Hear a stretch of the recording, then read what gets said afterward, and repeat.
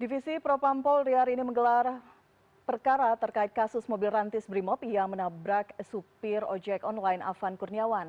Sebelumnya, Div Propam Polri menyebut ada 7 personel Brimob yang terlibat dalam peristiwa ini. Selain dugaan pelanggaran etik, seberapa besar pelaku bisa dijerat secara pidana? Kita akan bahas bersama anggota Kompolnas, Irjen Polisi Purnawirawan Ida Utari Purnamasasi dan pakar hukum pidana Universitas Tarumanegara Heri Firmansyah. Bu Ida, Mas Heri, selamat sore. Selamat Selamat sore. sore Mbak Elvira, selamat sore Mas Heri. Bu Ida, Kompolnas Ibu ikut Ida. dalam gelar perkara kasus pagi tadi. Seperti apa informasi awal terkait konstruksi kasus ini? Kita berbicara mengenai itu dulu, Bu Ida. Ya, terima kasih Mbak Elvira. Tadi pagi Kompolnas diundang untuk mengikuti gelar perkara berkenaan dengan 7 orang anggota Brimob yang diduga melakukan pelanggaran terhadap saudara Afan sehingga meninggal dunia, dan tidak hanya Kompolnas yang diundang untuk mengikuti gelar perkara, termasuk ada dari Komnas HAM, kemudian dari internal itu ada Irwasum, kemudian ada SDM, dan dari Propam itu sendiri.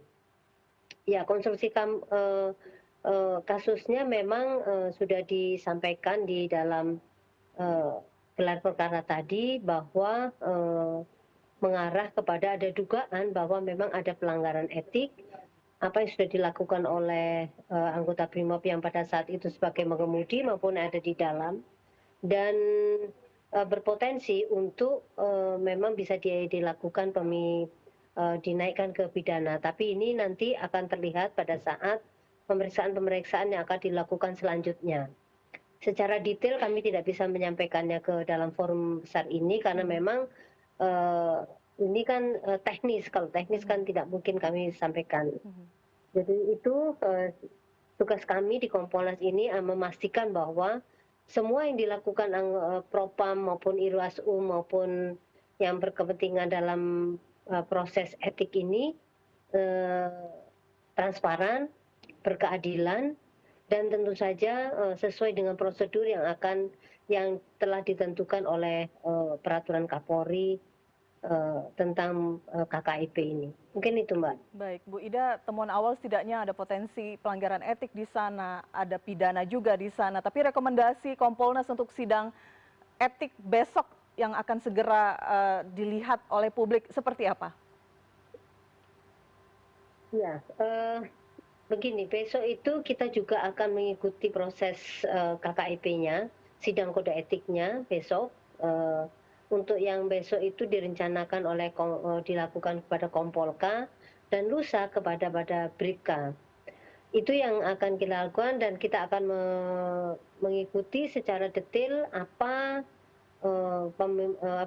yang disampaikan oleh terduga pelanggar maupun para saksi-saksi yang pada saat itu ada berdasarkan pantauan-pantauan atau hasil pemeriksaan sebelumnya yang dilakukan oleh Bitpropam. Demikian juga yang dilakukan oleh Itwasum melalui investigasi khusus, itu sudah ada ada bukti-bukti ke arah pelanggaran kode etik.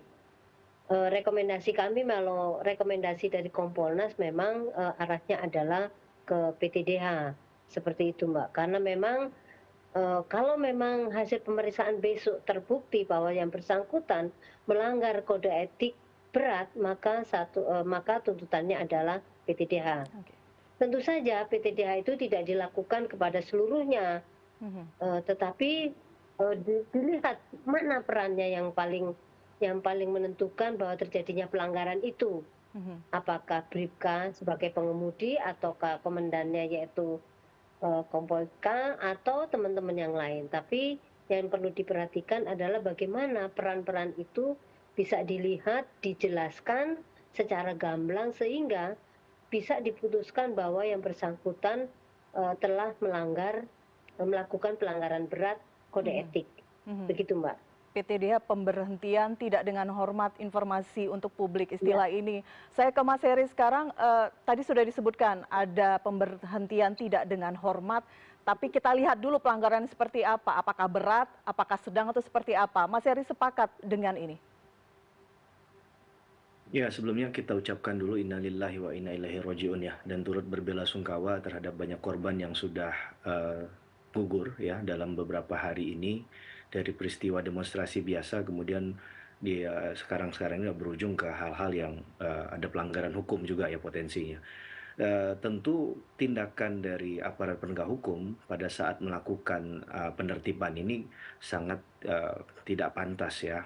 Pasti sudah jelas ada pelanggaran di sana karena kalau tersiar dari bukti yang sudah kita temui, yang kita lihat di media memang agak sulit untuk menyangkal bahwa ini bahkan hanya untuk sekedar kealpaan saja menurut saya sudah sulit untuk dibantah karena di dalam kerumunan orang seperti itu kemudian ada tindakan yang seakan-akan ini soloran gitu ya, offside begitu.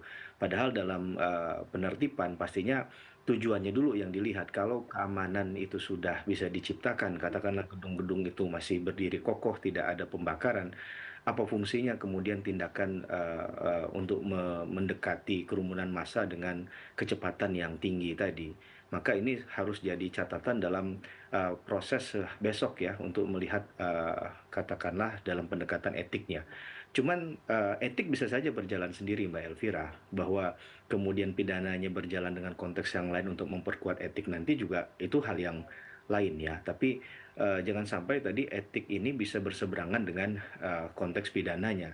Karena tadi jelas bahwa ada perbuatan tadi yang kalau memang etik kan hanya sekedar misalnya mengabaikan perintah atasan ataupun katakanlah komando yang diberikan di lapangan atau melanggar SOP. Tapi ini kan tidak sekedar seringan itu perbuatan yang kemudian timbul dan akibat yang ditimbulkan ya. Jadi tentu hal ini harus jadi catatan kaki dan penting menjadi guidance dalam penetapan etiknya. Karena etik itu dilakukan ya kemarin juga kita sudah dengar ada 2 orang yang kemudian dan bahkan 2 kelompok ya diklasterisasi. Ada yang kemudian dikatakan melakukan pelanggaran berat dan juga pelanggaran sedang. Nah, ini kan perlu menjadi catatan ya. Kalau pelanggaran berat, sependek pengetahuan saya memang berakhir dengan adanya PTDH, gitu ya, pemberhentian dengan tidak hormat tadi. Nah, kalau yang sedang mungkin ada proses lain, gitu ya. Tapi catatan dalam etik juga seorang itu bisa mengajukan banding nantinya. Nah, catatan-catatan yang menjadi keyakinan umum seseorang dalam menindaklanjuti suatu persoalan tidak hanya di ranah etik tapi juga di ranah pidana kan kita bicara tentang bukti. Nah, bukti ini yang sulit dibantah menurut saya oleh para tersangka. Kita tahu mungkin ada sesuatu yang mungkin tidak bisa dijelaskan ketika melihat situasi yang chaos semacam itu. Tapi hal ini tetap tidak bisa dibenarkan karena sekali lagi kalau kita melihat dalam situasi tadi, pengambilan keputusan untuk mendahului ataupun mendekati kerumunan massa itu kan satu hal yang menurut saya sudah banyak perhitungannya. Sedangkan pengetahuan ataupun pemahaman umum melihat keadaan seperti itu kan bukannya harusnya didekati dan toh tidak ada sebenarnya perbuatan anarkis yang menjurus kepada pembakaran dan lain sebagainya. Mungkin batu-batu yang ditemukan tadi itu ya itu pun perlu difilterisasi lagi. Kalau memang tidak didekati, tidak kemudian dilakukan sifat yang represif, menurut saya juga tidak akan terjadi hal-hal yang tidak diinginkan. Apalagi kalau kita kembali kepada konteks kasus ini kan seharusnya hal ini sederhana sekali. Ada upaya dari masyarakat untuk menyampaikan aspirasi, kemudian tidak kunjung ditemui, begitu kan, dan akhirnya eskalasi semakin besar. Jadi kita kembali dudukkan persoalan ini kepada hakikatnya. Ya, Mas Afan Kurniawan selaku korban tentu menuntut keadilan juga ya. Bagi sekarang pihaknya adalah keluarganya karena beliau sudah meninggal dunia, nggak mungkin mengupayakan mengikhtiarkan proses keadilan ini. Maka ini yang menurut saya Kompolnas bisa menyuarakan, kita titipkan pesan itu ya, karena tentunya ini adalah dalil bagi korban, bagi keluarga korban untuk mencapai asa keadilan. Kalau secara etik dengan dasar bukti yang ada, saya tidak bermaksud mendahului Mbak Elvira, tapi kita rasa sulit sekali untuk menyangkal Mhm. bahwa tidak ada unsur kesengajaannya Mas Heri, dalam artinya konteks ini tadi. bisa Bahkan dilakukan secara simultan? Etik berlangsung, pidana sangat juga pengusutan berlangsung, atau menunggu etik dulu baru proses pidana? saya tidak menemukan ada aturan yang rigid berkaitan dengan hal itu, Mbak Elvira. Jadi sah-sah saja dilakukan secara berbarengan ya, secara simultan. Kita ingat kasusnya Verdi Sambo ya, itu juga kan etiknya berjalan, juga proses pidananya, penyidikannya juga berjalan secara beriringan. Toh yang dinantikan publik ini adalah kepastian hukumnya. Mhm. Ujungnya adalah keadilan. Tapi kalau tak kunjung kemudian proses hukum ini berjalan ya, saya rasa eh, eh, kita tidak bisa mengharapkan yang lebih dari itu Baik. semua ya. Maka menurut saya tadi adalah etiknya ini bukan penghalang untuk Mhm. proses pidananya, proses penyidikannya berjalan. Tidak butuh menurut saya scientific crime investigation ya, yang terlalu rumit untuk perkara semacam Mhm. ini. Tinggal bagaimana akan mendengarkan, memang diberikan hak lah pasti tersangka untuk menyampaikan keterangannya. Nah, keterangan awal kan merasa terancam karena kalau nggak dilanjutkan mobil itu untuk bergerak maju, kata-katanya adalah dia merasa itu juga bisa Mhm. membahayakan keselamatannya. Tapi kan kalau kita lihat dengan mata telanjang, ya itu kan mobil taktis ya, yang Mhm. saya rasa nggak mudah juga untuk dirusak begitu kan, dengan kondisi yang mungkin di dalam juga punya senjata. Jadi kita sangat menyesalkan dalam menyampaikan aspirasi ini dan juga petugas kepolisian yang bertugas akhirnya harus ada pihak yang gugur dari sipil tadi ya, Baik. dan itu sebenarnya tidak gitu.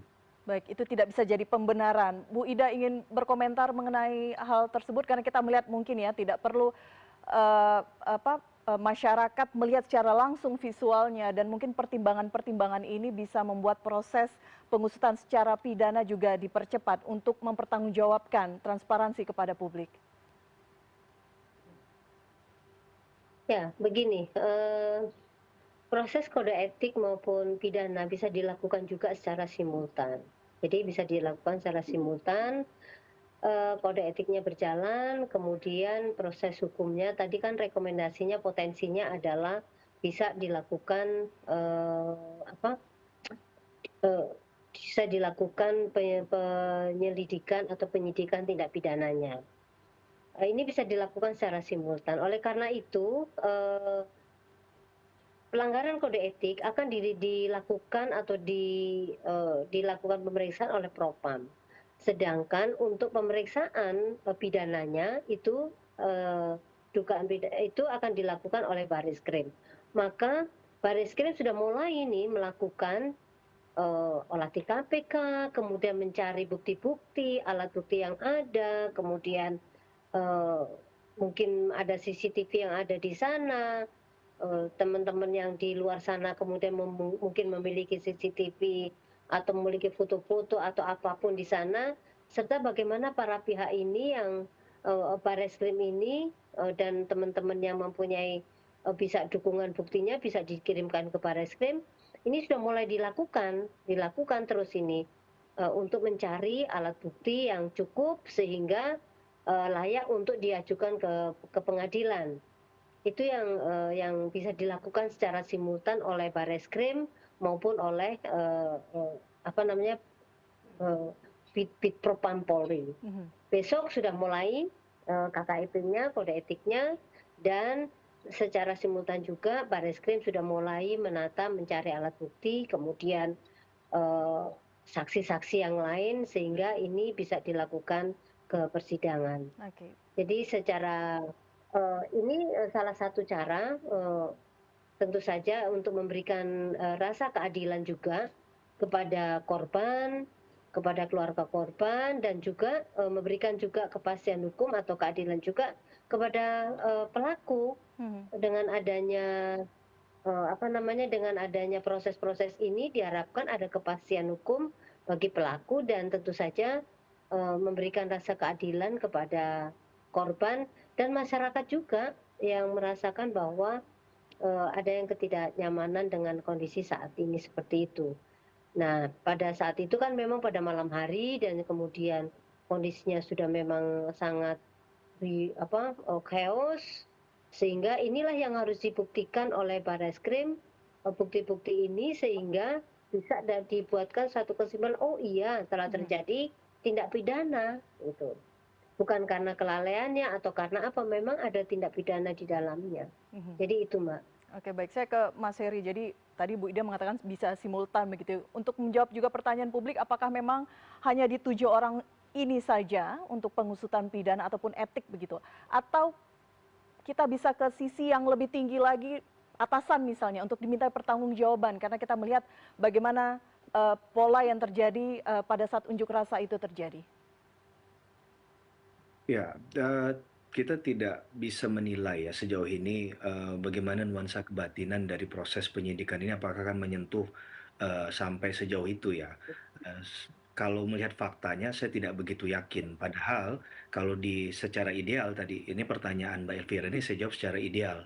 Ideal ya tentunya harusnya kan, ditanyakan, dipastikan dulu tentunya apakah ada intervensi, sebelum dia mengambil keputusan itu ataupun ada suruhan, ada perintah dan lain sebagainya, itu kan, sebaiknya dikumpulkan semua, informasi tersebut baru kemudian dalam hal keputusan dalam, menyatakan bahwa hanya pihak-pihak inilah yang kemudian, diajukan ke muka persidangan ke depan, itu, tentunya harus dipastikan. Sehingga orang-orang itu juga harus memberikan kesaksian, ya jangan sampai nanti ini berdiri sendiri nih.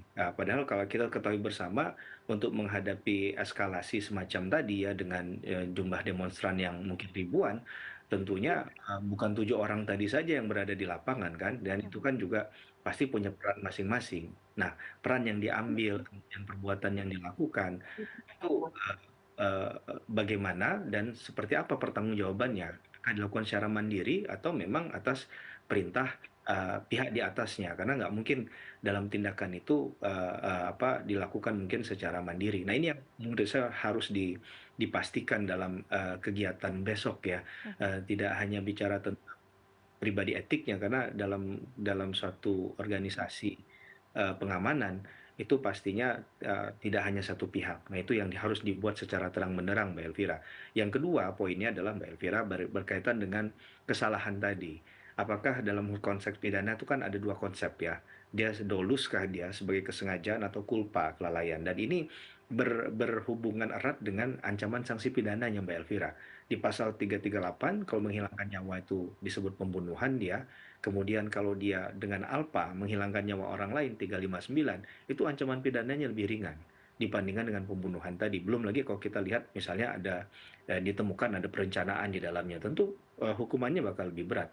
Nah, dalam menentukan kesalahan yang dilakukan dalam perbuatan tadi pun menurut saya penting untuk diperhatikan demi keadilan tadi kata Bu Ida kan, Mhm, keadilan bagi korban dan juga keluarga korban dan juga masyarakat. mhm. Karena tentu kita tidak ingin juga hal ini terulang, ada korban, yang lain, kita berharap ini yang terakhir dan juga tidak ingin ada pihak dari aparat penegak hukum yang harus, bersandung kasus hukum, dibawa, diseret ke pengadilan, terhadap tindakan yang seharusnya ini adalah nyawa itu niatnya adalah menjaga ketertiban tadi. Mhm, Nah, ini menurut saya jadi catatan dalam hal pengamanan juga ya, harus ada reformasi dalam SOP yang jelas dan tegas dalam penanganan, peristiwa-peristiwa semacam ini. Toh di tahun 2019 atau 2022 kemarin kan juga sempat ada eskalasi yang, panas kan, itu harusnya sudah jadi pelajaran bagi, aparat penegak hukum karena ya, tidak ada menurut saya agak sulit untuk menemukan kata maaf ya, tadi kata Mbak Elvira ada alasan penghapus pidananya untuk konteks semacam ini. Karena di sisi, pihak kepolisian, aparat tadi yang kemudian, menjalankan perannya, fungsinya untuk menjaga ketertiban, tapi di sisi yang lain, timbul korban jiwa.